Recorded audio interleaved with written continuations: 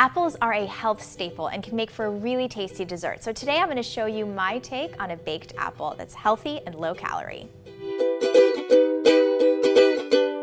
Here's what you'll need: 4 Granny Smith apples, 1/4 cup of chopped walnuts, 1/4 cup of dried cherries, 1/2 cup of orange juice, 1/4 cup of maple syrup, 2 tablespoons of coconut oil, and 1/2 teaspoon of cinnamon and nutmeg mixture. First, you want to start off with some delicious apples. I like to use Granny Smith because they have tartness and you're adding a little bit of sweetness, so it's a nice mix of flavors. You're going to start by peeling the top part of the skin of the apple just to let the flavors and the filling of the apple really soak into the flesh of the apple while baking.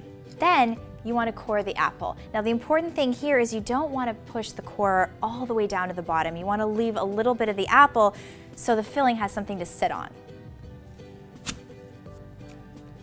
Perfect. Now we've got a beautifully cored apple, which we're going to set aside. We're going to make our filling now. So you put all the ingredients together except for your orange juice. You're going to save that part for last.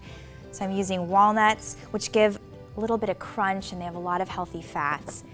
Cherries instead of raisins. Cherries are delicious. They have tons of antioxidants, a lot of minerals, give it a lot of sweetness. Then we're using maple syrup to sweeten instead of sugar, which is mineral rich and a delicious alternative.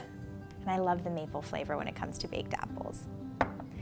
I'm using a cinnamon and nutmeg mixture. Now this is where we get to our pumpkin pie. We're getting into fall now, so this is a perfect mixture for baked apples. And cinnamon actually lowers blood sugar too, incidentally, so it's pretty helpful. We're using coconut oil instead of butter, which speeds up your metabolism. It's great for weight loss. And you just want to mix that up. Create a nice filling. It smells delicious. You can see this beautiful color. Perfect. So now you're going to fill your apples. So just put a little bit of filling right into the center of the apple. And you want to kind of layer it so that there's a little bit left at the top too. Those juices will flow over the apple nicely when baking. And here comes the fun part, the orange juice. So you're using orange juice as a sweetener and for flavor. So you're going to dribble the orange juice on top of the filling. You want to fill the pan as well so that the orange juice gets soaked up by the apple while baking. So you're really locking in those flavors and locking in the moisture. That's key here. Now, of course, I'm just making 1 apple, but this recipe is for 4. You want to make sure to portion the orange juice to pour over all 4 of the apples. And there you've got your baked apple. Put it in an oven, wait 40 to 45 minutes. Once it's baked, let it sit out on the counter for, 10 to 15 minutes. Let the juices really soak in and settle. Now let's taste it. I'm gonna slice into it. So good.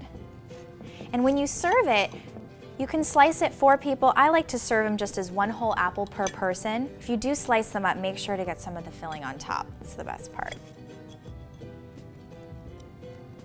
It is so delicious. The cherries are actually nicely crisped as well. So you're getting the walnuts, the crispness of the walnuts and the sweetness, and you get that coconut oil, which makes you feel like it's butter, but it's not really. It's much healthier. So delicious. Let me know what you think. We'll see you next time on Pop Sugar Fitness.